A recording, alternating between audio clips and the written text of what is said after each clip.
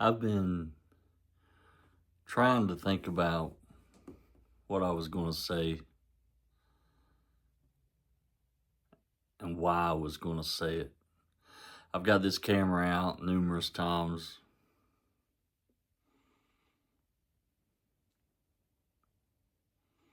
Put it back. I've been sitting here in this chair for 15 minutes just contemplating whether to even do this or go back to watching football. We all change, we all evolve, and boy, I have. Whether for the good or worse, I don't know. I feel like for the better. The last 4 years have been life-changing, to say the least.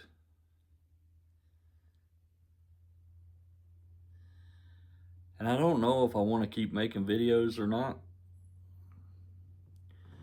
But if I do, I feel like the old me's dead. If I keep making videos, they'll definitely be different. I mean, not that different, just talking about different things and religion, politics, things like that I'm tired of. And I thought, well, maybe I need to make a whole new channel. And I thought about deleting a lot of the videos I've made on this channel. Some of them, frankly, are quite embarrassing. But I don't know if I'll do that or not. I haven't decided. But I think just to kind of keep a journal for my own self, a video journal of my life and how I've evolved, I just keep it on the same channel. And if people that are subscribed want to keep watching, they can. If not, they don't have to. I really ain't worried about views. It's kind of for myself. It's like therapy. I've said before, I turn the camera on because it just feels weird to talk out loud without at least something to talk to. And I guess the camera gives me that something. That's why I go to therapy once a month. And even though my therapist has been amazing and helping me throughout the years, the last, 5-6 years, I found a lot of the help just comes from talking out loud, because for some reason you can think all day long, but when you start to talk out loud, you hear it differently. You hear the words you say, and sometimes things click, like, oh, maybe I feel this way because of that. Maybe, this is the reason I feel this way, or whatever. So anyway, I guess what I'm saying is it's a fresh start. Whether I make more videos or not, I just kind of wanted to get on here and be like, the old me is dead. And it's kind of true for everybody, Are you the same person you were 5 years ago? I doubt it. I don't think any of us are. So for those who's never watched my videos, I'll introduce myself. And for those who have, I'll reintroduce myself. My name's Joe. I was born and raised in an extremely conservative religious household. As far as religion goes, we were about as strict as you can get. And as far as politics, we were about as far right as you could get. We were far right before the term far right was really that popular. And it took me a long, long time to realize that I'd been lied to about a lot of things. by good intentioned people. Probably, I would say most lies were unknowingly, I would hope. I was lied to by people who believe their own lies, and maybe they were victims in their own way. And it took me a real long time to escape from that. And when I did, I was angry. I was angry because I felt like I'd been lied to and I'd wasted the best years of my life. So I distanced myself from the religion as far as I could, from being extremely religious to being atheist, not believing in any gods whatsoever. And then as I distanced myself from that, I began to question political beliefs, and I went from far right to, I wouldn't say far left, but at least far left adjacent. I was definitely associating myself with some people on the far left.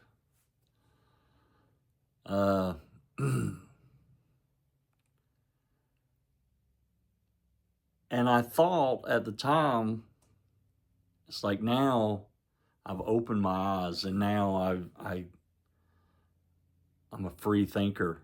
I'm open-minded. I'm willing to, challenge my views. But when you're a follower like I was, it's hard to break that habit. And when you're susceptible to groupthink and tribalism, it's real easy to fall right back into it. And that's what I did. Now I just had a new group, a new tribe. And I found myself agreeing with and saying things that maybe I didn't necessarily agree with. And it took me a long time to start to realize that as well. And it took me a long time to kind of wake up again, start questioning things again. Now, I sure haven't swung back the other way. Don't let me, I hope not to imply that at all. But I have begun to question things more and try my best to really, really think for myself, because I feel like for so many years I've felt like I am thinking for myself, but I'm not sure that I was. And when I distanced myself from the religion, when I distanced myself from the politics, when I had believed so many lies that it pushed me not only to atheism, but to skepticism. And there's nothing wrong with that until you get so far into it and so untrusting that you don't believe anything. I called myself a realist, and I still do, but a realist to the point of I only believe it if it's, I can 100% feel it, see it, know it. And even then, I questioned it. And to this day, I realized I can't believe anything. Nothing's certain. I don't believe anything with any amount of certainty. But I've started to contemplate a lot of those things. I've started to open my mind up to new things and new possibilities. I'm going to be honest with you, politics and religion, I just don't give a shit anymore. I really don't. I've come to the point where I'm trying to worry about the things I can't change, and the list of things I can't change is very small. The list of things I can control, I should say, are very small. I take care of me and mine. I take care of me. I take care of my daughter. My daughter is number one. And I take care of me. You see, you're only on this planet for a very short time. And happiness it's underrated. because it's really pretty great. It's pretty great to be happy, and I've learned to be happy. I've learned to smile, and I've learned to enjoy life. I've learned to let go. I've learned that and the government, the world leaders, none of them give a shit about me. They don't give a shit about you. None of them do. You know what else? It's like you could live 100 years and you still wouldn't be a grown-up, so to speak. There are no adults on this planet. None of us know what the hell's going on. None of us. Your 90-year-old grandpa, he's figured it out more than any of us, and he still ain't got a clue. We don't even know why we're here. That's why there's so much religion and crap. Nobody gets it. We're trying to come up with answers. Everybody's afraid to say, I don't know. It's okay to say, I don't know.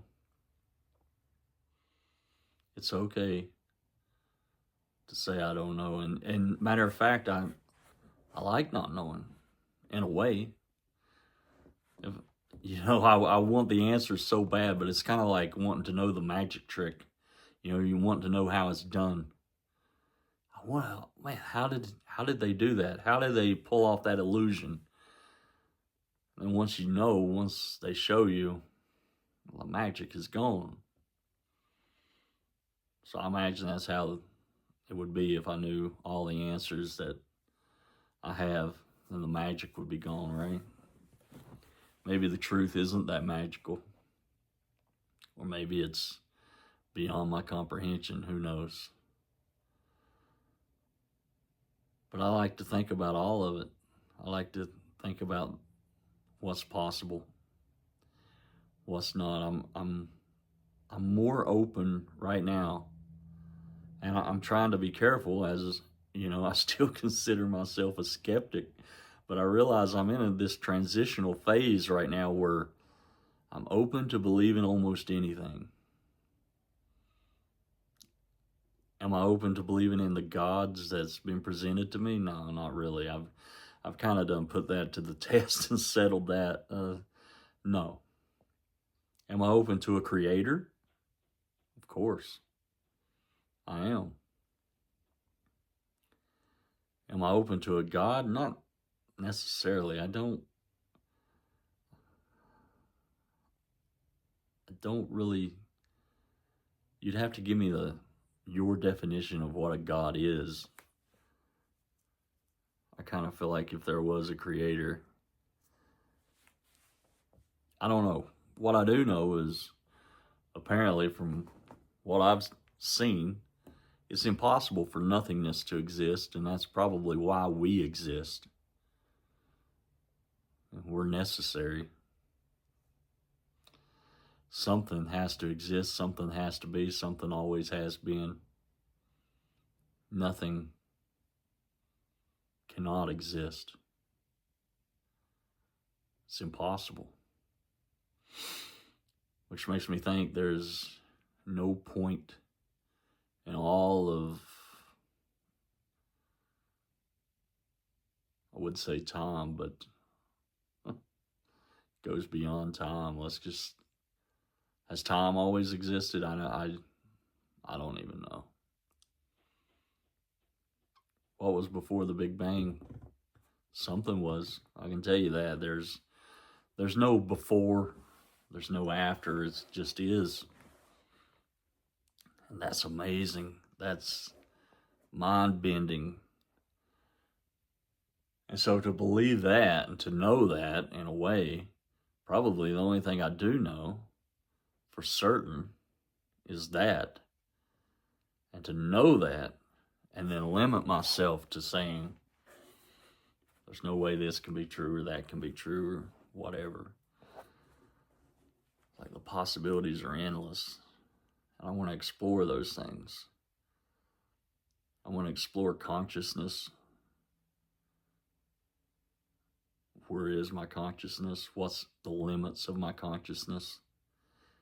You see, if for people who were raised in certain religions, you know that there are possibilities that are seen, at least supernatural, which I don't believe in the supernatural, because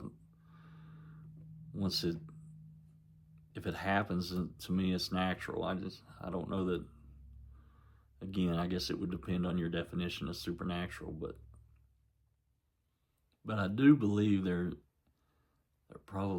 there's possibilities within here. There's things you can tap into in your brain, and whether that's all contained right in here, I don't know, but there are things you can achieve. There's states of mind you can achieve that are beyond bliss. And if you've never experienced it, then there's really no way to explain it. But what I do know is this has been experienced in various religions, not just one, and it's been experienced in contradicting religions, right?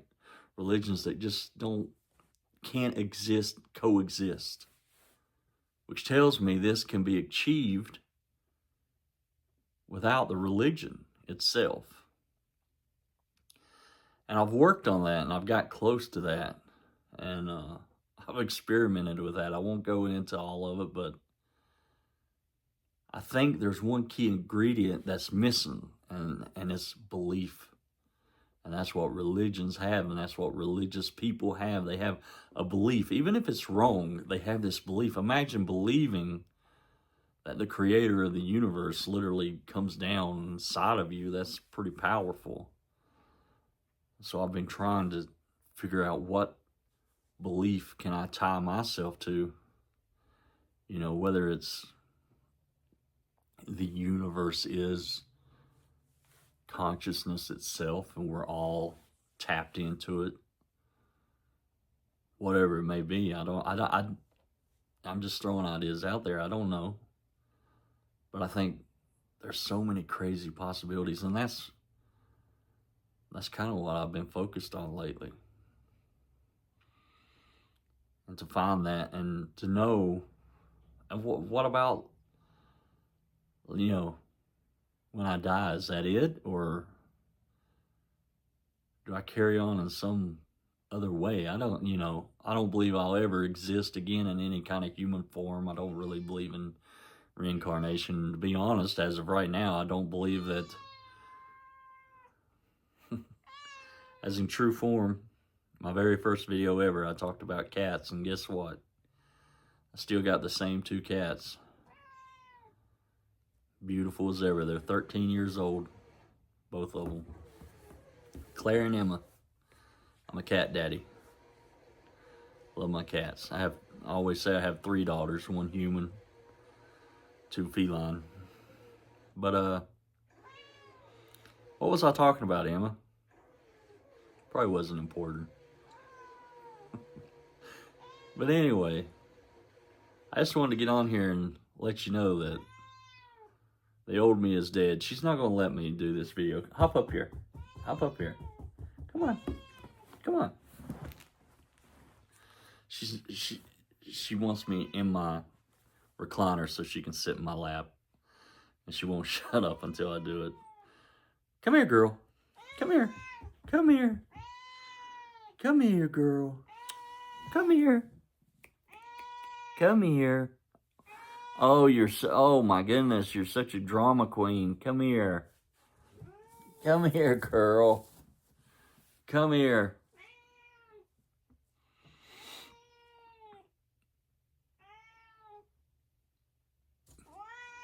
No better way to end a video, right?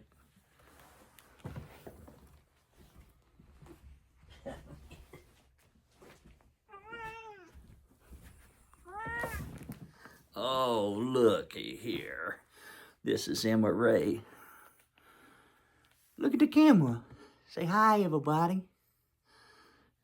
She doesn't like to be picked up. She likes to come to me when I'm in my recliner, sit in my lap, don't you, girl? Yeah. Okay, you can go. Thanks for watching this ridiculously boring ramble, whatever it was. And so don't forget to hit the thumbs up or the thumbs down, subscribe or unsubscribe.